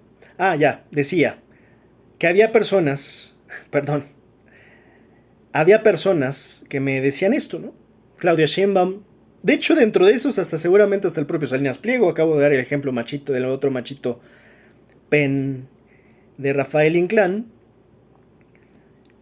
Que decían, ¿no? Muchos de, no, pues mira, es una mujer, está mangoneada, va a ser mangoneada por su jefe es López Obrador. Yo siempre les dije, pues si pusieron atención, hasta el propio López Obrador decía que iban a extrañar a López Obrador en comparación a Claudia Sheinbaum, porque ella venía corregida y aumentada, básicamente. Y esto era muy fácil detectarlo, porque sí, hay que ver quién era Claudia Sheinbaum. Insisto, los que no se informan, pues los agarra todo de sorpresa, siempre los agarra a los que no se informan. Siempre los madrugan por eso. Por eso siempre los prianistas les dan la vuelta y los ponen en 4. Y los han puesto en 4. Y AMLO particularmente los ha puesto en 4 y los puso en 4. En 4T, tal cual. Entonces, estos mismos que dicen, no, pues es que Claudia Sheinbaum es mandadera de López Obrador y va a estar a la sombra de López Obrador y López Obrador define y es su títere, ¿no? Corte a 3 horitos después. Ahora tienes seguramente a estos mismos, diciendo, ve, no, es que Claudia Sheinbaum ahora ya está rompiendo con López Obrador y está haciendo cosas distintas y está corrigiendo las corrupciones de la época de López Obrador y está también combatiendo al crimen, ahora sí, porque con López Obrador no lo hacía. Esto ya he escuchado, por ejemplo, a Oresti decirlo muchas veces, ¿no? Es que la presidenta hay que marcar claramente un rompimiento de que este gobierno sí está haciendo lo que no hizo el gobierno pasado. Y lo ha hecho también Adela Micha, de la cual voy a poner hasta la propia entrevista. Lo único que quiero dejar claro aquí es que si no se han dado cuenta hasta el momento que hay una contradicción, que no es raro de los hipócritas. Los hipócritas están acostumbrados a manejar dobles discursos porque tienen dobles morales y porque son doble caras. Eso es una definición básica de un hipócrita. Para los que procuramos ser congruentes decimos, a ver, perdón, pero es que o es una cosa o es la otra. No pueden ser las dos cosas al mismo tiempo, mi estimado imbécil. No puedes decir que Claudia Sheinbaum es títere de AMLO y a la vez decir que Claudia Sheinbaum ya rompió relaciones con AMLO y está haciendo lo que ella quiere. Te tienes que decantar por una de esas dos opciones, mijo, porque no puedes decir que las dos pueden estar pasando al mismo tiempo, ni que estuviéramos hablando de la física ni del gato de Schrödinger. No estamos hablando de la cuántica, mijo, donde dos cosas pueden suceder y paradojas al mismo tiempo. Estamos hablando del terreno mortal, de lo terrenal. Y aquí es o una cosa o la otra. No sé ni siquiera si alcanzan a entender eso, porque ni explicándoselos con paciencia creo que lo entiendan. No puedes decir que Claudia es títere de AMLO y al mismo tiempo hay una ruptura con AMLO del gobierno de Claudia. Porque entonces, ¿qué títere va a romper? O sea, es que hasta explicarlo me da... No, de verdad, no me voy a esforzar en explicarlo. No se puede. ¿Lo entiendes? Qué bueno. Si no, también. Pero decídete. Porque no puedes llevar las dos líneas al mismo tiempo. Y muchos de estos prianistas hipócritas, o de verdad dos neuronas, no entienden que no se pueden las dos cosas. O es una o es la otra. Entonces, como ya estaba comentando, obviamente en la prensa corporativa es obvio que van a estar alimentando estas discordias. Ahora, esto no quiere decir que no haya una fauna interna dentro de Morena. Pero estamos hablando particularmente de Sheinbaum y AMLO. Y Sheinbaum jamás, y esto sí lo puedo apostar, se va a desmarcar de la herencia política de AMLO, porque al desmarcarse de eso, se cae el barco de propia Sheinbaum. Entonces esto es hasta iluso, torpe e ignorante de aquellos que creen ilusamente que Sheinbaum un día sí va a salir a decir en una mañanera que no apoya a AMLO cuando ella es hija del obradorismo. Y lo es no de ayer, no de hace un año. Esto siempre lo ha destacado AMLO y la propia Sheinbaum. Sheinbaum lleva en la lucha estudiantil desde el 68, hombre. O sea, ¿de qué están hablando? Hay que darles, en verdad, una cátedra a estos neonatos de la política, que no entienden absolutamente nada porque se divorciaron tantas décadas de la política que no entienden ni los pies ni la cabeza de las cosas en la política. Entonces, de hecho, yo diría, sería un suicidio político para Claudia Sheinbaum desmarcarse de AMLO. No importa incluso que ella esté tomando un gobierno distinto, no importa. Ella en la ideología siempre va a defender a AMLO. Siempre. Ahora, otra cosa es AMLO y otra cosa son los otros buitres llamados Monreales, Adanes, Noroñas. Ya esas son otras cosas. Y esas son otras pleitos típicos de la fauna política que sucede siempre, ¿eh? No nada más en Morena, en todos los partidos políticos de México y del mundo. Siempre hay guerras y disputas internas. Eso es la fauna política de toda la vida, cosa que yo, por cierto, critico de Morena y ya lo he hecho, ya lo he dicho, y también desde hace mucho, que es nociva. Es una fauna nociva política donde lo vengo diciendo mucho antes de los escándalos, que se deben de cortar las cabezas, y probablemente se haga en algún punto, de Ricardo Monreal, Adán Augusto, entre otros, ¿no? Vamos a escuchar, ya para cerrar esto que estoy hablando, de la propia voz de Adela Micha. De Huachicol. Pero mira, yo creo que a ustedes les duele mucho, no sé por qué, y te lo pregunto, que para algunos de nosotros nos parezca que la presidenta actúa de manera distinta al expresidente, cosa que es absolutamente normal, aunque compartan un proyecto. Son personas diferentes y tienen derecho a hacerlo. Y me parece que si no es legítimo y además positivo que la presidenta corrija, pues lo que no se hizo bien en la administración anterior, ¿no?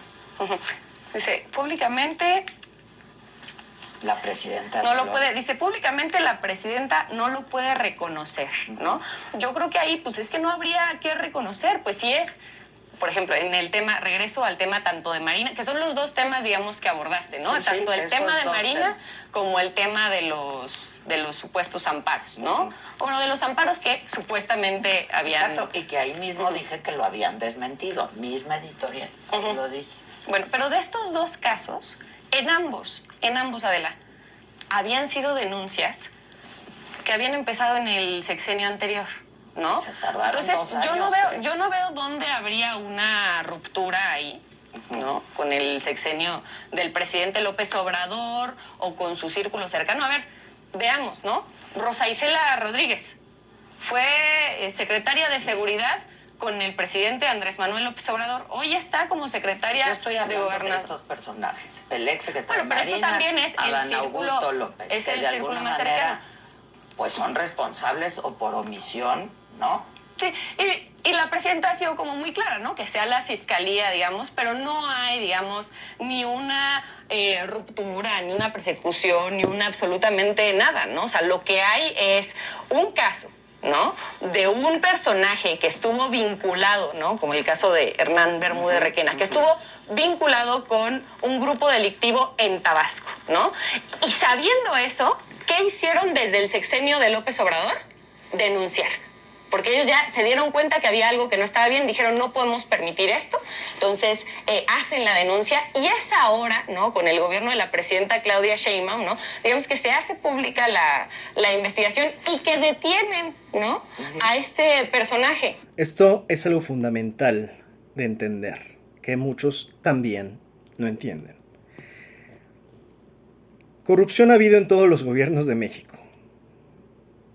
De todos los partidos. Sí, Morena también, porque Morena no es una iglesia. Y desafortunadamente, y es algo que yo he criticado siempre, creo que también dejaron y aceptaron demasiado el reciclaje de basura y de fichas políticas corruptas. Ese es un error de Morena. No olvidemos este principio que tanto predicaba AMLO, que decía que la política tiene que haber un equilibrio entre principio y eficacia. Yo siempre he criticado de Morena que por momentos se les,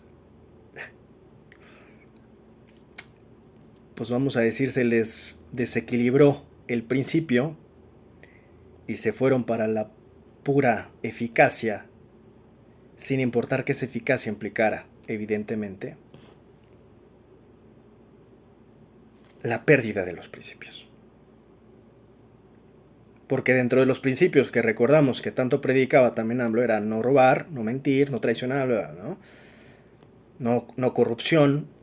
Y entonces ahí es donde ya uno pregunta dónde quedó la bolita, dónde quedó el principio de la no corrupción. Esto es algo en lo que yo creo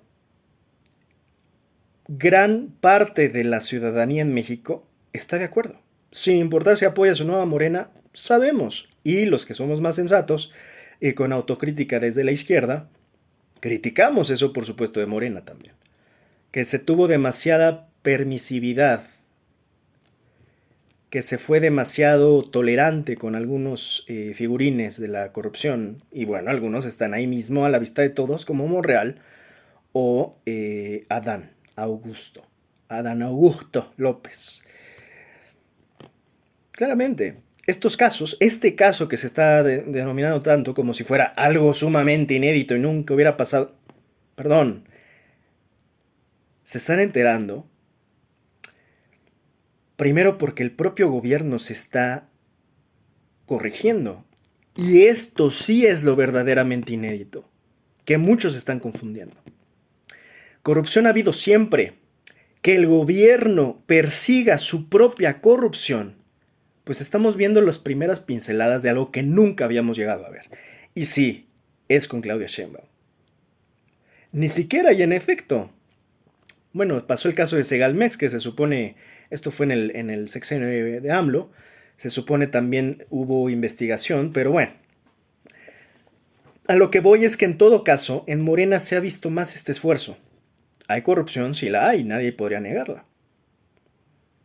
El problema aquí, como lo suele decir bien Harfuch, es que la corrupción es muy complicada de erradicar. O sea, tú no puedes controlar así la corrupción. Lo importante es generar un candado de no impunidad para que toda corrupción que sea detectada no quede impune. Ese es el candado que se debe de lograr, que muchos ciudadanos no están entendiendo. O sea, todavía hoy ves ciudadanos que reclaman, ¿no?, esta corrupción. Pues sí, nada más que no están entendiendo que es el propio gobierno el que de alguna manera está haciendo, y de hecho, ya desde el lineamiento de Claudia Sheinbaum, la investigación. Entonces, claro, ahora se ponen muy exquisitos todos los prianistas de, no hombre, pero ya quiero acción y nombre y apellido y para mañana quiero resuelto este caso, ¿no? Ah, chinga, ¿no? Pues ojalá si te hubieras puesto con todos tus pinches presidentitos corruptitos o corruptotes, priistas y panistas, pero no lo hicieron porque son unos hipócritas, incluidos sus simpatizantes, porque ahora le están exigiendo a Morena lo que nunca le exigieron a sus gobiernos pasados. Y aquí te van a sacar la típica de, no, pues es que ya está gobernando Morena y hay que superar el pasado. No, mijo, es que aquí lo que te tienes que revisar es tu congruencia. Olvídate hasta de los gobiernos, revisa tu congruencia. Porque no hay congruencia, lo que tú tienes es hipocresía. Y estás tan traumado contra Morena, que incluso lo que está haciendo bien Morena, que es haciendo investigaciones inéditas contra su propio gobierno, que jamás habías visto en otros sexenios, hasta eso lo criticas. El mejor caso de esto, o sea, la ejemplificación de todo este grupo, me parece que es Damián Cepeda. Y muchas veces Arturo Ávila lo exhibe perfectamente. O sea, no se da ni siquiera cuenta de lo hipócritas que son. Y por aquí voy a dejar el debate donde Arturo Ávila, digo, se lo dice cada que puede y se lo dice bien y en la cara. Realmente se ve cómo Damián llega con un tal cual. O sea, es repugnante ver cómo llegan los panistas hoy. Con esta autoridad moral como si fueran santos, ¿no? Sí, inmaculados, bajados de las catedrales, a juzgar cada punto y coma, santo y seña de lo que hace Morena, como si ellos fueran ejemplares, como si ellos tuvieran una vela en el entierro, como si ellos hubieran hecho una chingada madre en sus respectivos sexenios. No hicieron ni madres.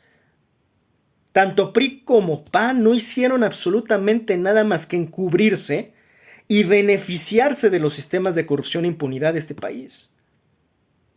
Entonces, pensar que, y con esto cierro, que Claudia Sheinbaum va a corregir la corrupción y el narcotráfico de la noche a la mañana como lo quieren los prianistas, pues que se queden sentados.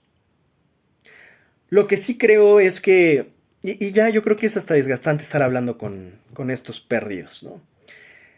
Son debates perdidos, en verdad. O sea, yo creo que si no empiezan a ver los prianistas que requieren otra mentalidad, quitarse la hipocresía de encima y ser representados y exigir una oposición más digna, nada más que no le exigen porque creen.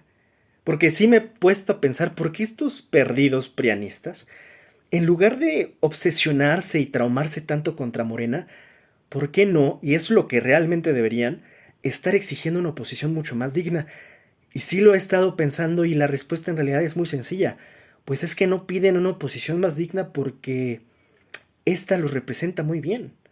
Esta oposición que es mediocre, miserable, hipócrita, los representa perfectamente. Por eso ni siquiera se molestan en exigir una oposición más digna, que es lo que deberían de hacer, pero no lo hacen. No lo hacen porque están bien representados, pues. Los representa bien el PRIAN de hoy, este de Alito, este de los hipócritas de Damián Cepeda, de este Doring, de cártel inmobiliario, de Xóchitl Gálvez con la hermana señalada de delincuente. O sea, están bien representados ahí. Con Kenia Rabadán, con este otro hipócrita pelón, no me acuerdo cómo se llama, Álvarez Icázar. Qué horror de oposición, pero es la que se merecen. O sea, porque es la que se merecen, porque es la que los representa y describe perfectamente. Y en ese sentido, no han entendido que seguirán perdiendo.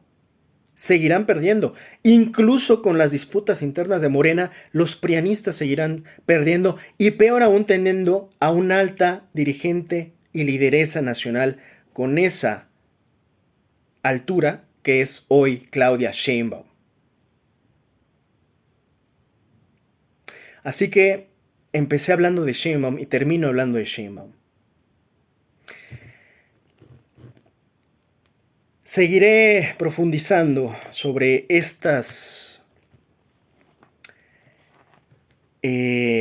incoherencias de los prianistas. Y la cereza del pastel, ya nada más para cerrar, y volviendo un poco hablando de Sheinbaum, tenemos a Salinas Pliego. ¿Y hacia dónde ve la esperanza prianista, sus grandes, grandes esperanzas? ¿Dónde colocan su fe guadalupana en este señor que se hace el gran guadalupano, siendo una persona repugnante, pero que siempre hasta sacó el estandarte ahora que se aventó a dar el grito? Qué ridículo, de verdad. El grito alternativo por primera vez de Salinas Pliego. Que ya ni Denise Dresser lo defiende, imagínate ya qué nivel, ¿no? Ya para que ni Denise Dresser te defienda, siendo que Denise Dresser no es precisamente la más morenista, pues estás perdido, mijo. No sé qué tanto decir realmente del grito de Salinas Pliego, más allá de que fue ridículo, de que sacó el estandarte de la Virgen de Guadalupe y de México y diciendo prácticamente no hay nada que celebrar y voten por mí para para presidente. O sea, dices, ay, mijo, es que ya no sabes si fue un show de comedia lo que realmente hizo, ¿no? Pero pues realmente fue ridículo. Salinas Pliego, y esto no es nuevo, ya lo había dicho, tampoco es nuevo ni sorpresa, al menos para mí no. Desde hace ya tiempo vengo diciendo que él iba a ser uno de los posibles candidatos a la presidencia, como lo dice Denise ahora, pero ya lo hemos dicho varios en otro momento. No quiere más Salinas Pliego que emular lo que básicamente hizo Milei y lo que es Donald Trump, ¿no? O sea, en otras palabras, Salinas Pliego quiere ser un híbrido entre Milei y Donald Trump, ¿no? Por acá creo que hasta tiene su lema ya de vida, propiedad y libertad o algo así, ¿no? O sea, dices, ya nada más le faltó decir viva la libertad, carajo, ¿no? O sea, de verdad en un sentido que ni siquiera tiene la más mínima creatividad, porque si se la pasó consumiendo el contenido de su propia televisora y de Ventaneando, pues entendemos que el señor de su capacidad creativa no tiene demasiado. No es más que un usurero, deudor de impuestos, ni siquiera es innovador, no es un empresario innovador, es un empresario que se ha beneficiado del Estado, que ha básicamente pues se ha hecho de sus empresas rematadas gracias a concesiones, directas de sus compadres, es el clásico empresario de cuates. Mexicano que tiene toda una historia corrupta y que sigue siendo corrupto hasta hoy porque no solo le debe el erario mexicano, también tiene deudas hasta en Estados Unidos y otras partes seguramente. Entonces, de este señor impresentable es del que estamos hablando, que se quiere postular como supuesto presidente. Vamos a escuchar nada más un poquito del extracto de lo que le dice Denise Dresser, un poquito porque sí dura bastante, o sea, le da con todo, o sea, 10 minutos de Denise Dresser contra Salinas Pliego, y al menos hay que decir, digo, yo lo he dicho varias veces, yo no soy fanático de Denise Dresser, no me da confianza tampoco verla en Latinos, pero también lo dije alguna vez, Denise Dresser dentro de las opositoras me parece de lo más decente, ¿no? A pesar de que de vez en cuando la terminas viendo en latinos, pero es todavía rescatable. Denise, en la parte final de tu presencia en el programa está el asunto que te llama la atención de Ricardo Salinas Pliego, el empresario que, bueno, pues dio una suerte de grito de independencia que se difundió ampliamente en las redes. Luego hay una foto con muchas personas de presencia pública, digámoslo así. ¿Qué estás viendo ahí?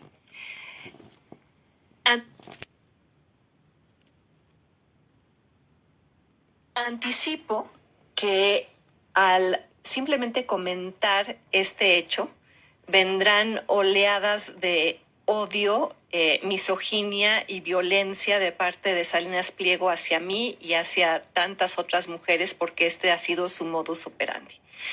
¿Qué estoy viendo? Niega ser candidato, pero todo esto lo delata. Construye una plataforma política desde la cual capitalizar el descontento, polarizar y atraer a una oposición debilitada. Y la traducción es, se autopromueve como anti-4T con la fachada de ciudadanía indignada. Y a mí no deja de sorprenderme la contradicción del nombramiento de su movimiento como el anticrimen y anticorrupción, siendo él ¿Así quien se llama? Sí. Siendo él, ¿Le llama movimiento? Movimiento Anticrimen y Anticorrupción. Las contradicciones históricas de quien se proclama paladín del Estado de Derecho. Estamos hablando de un empresario que compró lo que es Televisión Azteca con un préstamo del hermano del entonces presidente, Carlos Salinas, un préstamo de Raúl Salinas de Gortari.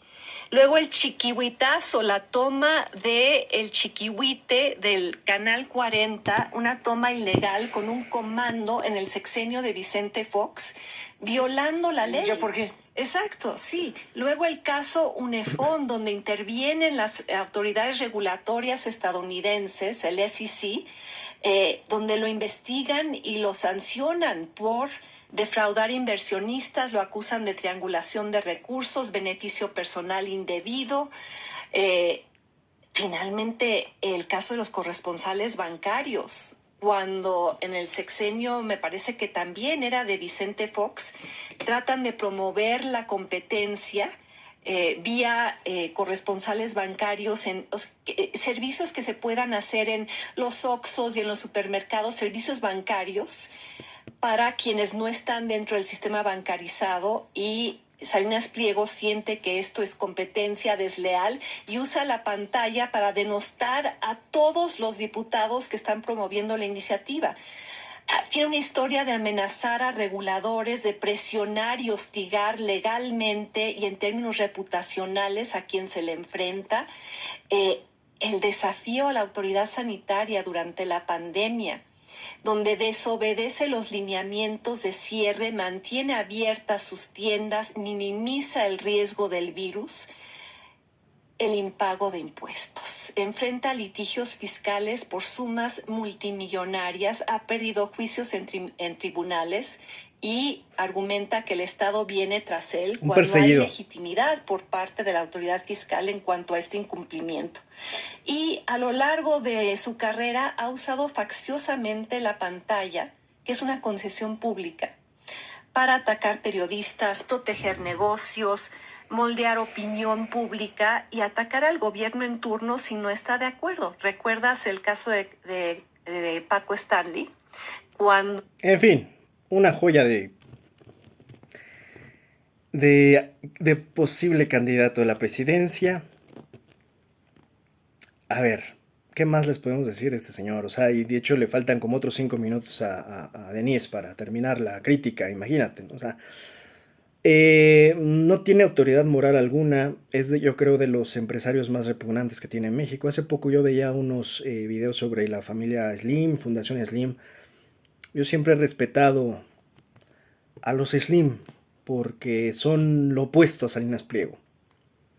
Son íntegros, educados. Como todo empresario, los empresarios hay que entender, son poderosos, han tenido y recibido beneficios, sí. Pero hay una gran diferencia entre las formas y hay una gran diferencia entre los apellidos. Los Slim me parecen decentes, íntegros, mexicanos verdaderamente comprometidos con el desarrollo de sus empresas, pero también con el desarrollo del país. Salinas Pliego, desde que ves que uno de sus proyectos culturales más representativos fue Ventaneando, te das cuenta que no se ha dedicado más que a tratar de arruinar los cerebros de los mexicanos. Este hipócrita, Salinas Pliego, que tuvo Ventaneando durante tantos años al aire, fue el primero que lanzó el grito al cielo con los libros de texto de la SEP. ¿Por qué? Porque son doble morales, hombre.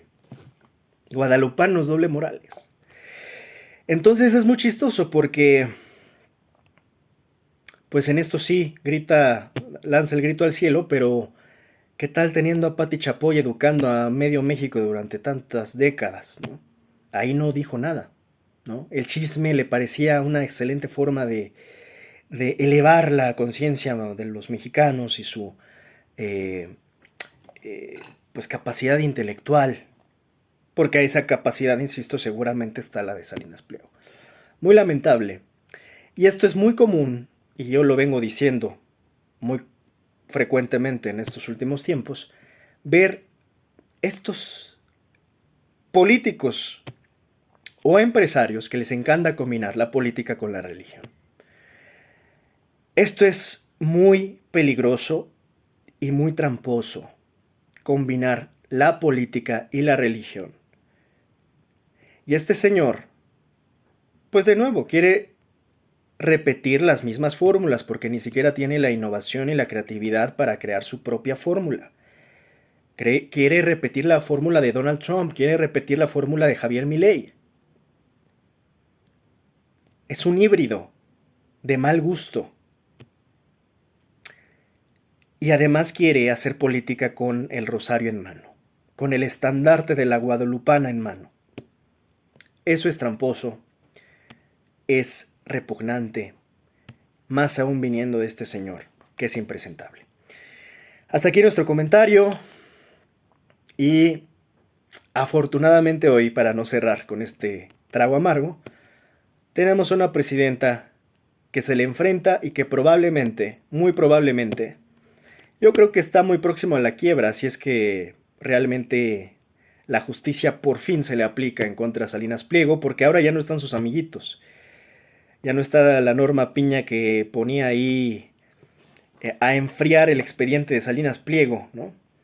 Esperemos, porque se supone que esa es parte de lo que queda pendiente, pues se le apliquen los juicios en contra de Salinas Pliego. Ojalá lo lleven a la quiebra. Así lloriqué y así pataleé y así se haga el perseguido político y el pobrecito, ¿no? El gran patriota mexicano. Nadie se la cree, más que los pocos borregos que le aplauden y le llaman tío Richie. Fuera de esos ciegos, de esos borregos ciegos y perdidos, nadie se la cree. Y Salinas Pliego, desde hoy podemos decir, está perdido. Está perdido. Y ahí sí quiero copiarle una frase a López Obrador que decía, el pueblo de México es mucho pueblo y hay que tenerle respeto. Salinas Pliego nos vendería por un par de bitcoins. Diría un par de pesos, pero pues ya en el peso no. Vendería a México por un par de bitcoins. A ese nivel y llega su patriotismo. Su verdadero patriotismo, que en realidad es una fachada, de la cual se ha llenado de beneficios. Afortunadamente, insisto, tenemos una presidenta admirable, a la altura, que nos representa y que se enfrenta a todas estas sátrapas, parias y parásitos del sistema mexicano que no han hecho más que perpetuar la corrupción, la impunidad, el tráfico de influencias, el tráfico de favores, y que muy malmente, así como a veces digo que se les llaman de manera equivocada a periodistas a los que no son periodistas, pues aquí por momentos creo que hay que ver realmente qué tan empresarios son estos ladrones disfrazados de empresarios, que no pagan ni siquiera sus impuestos.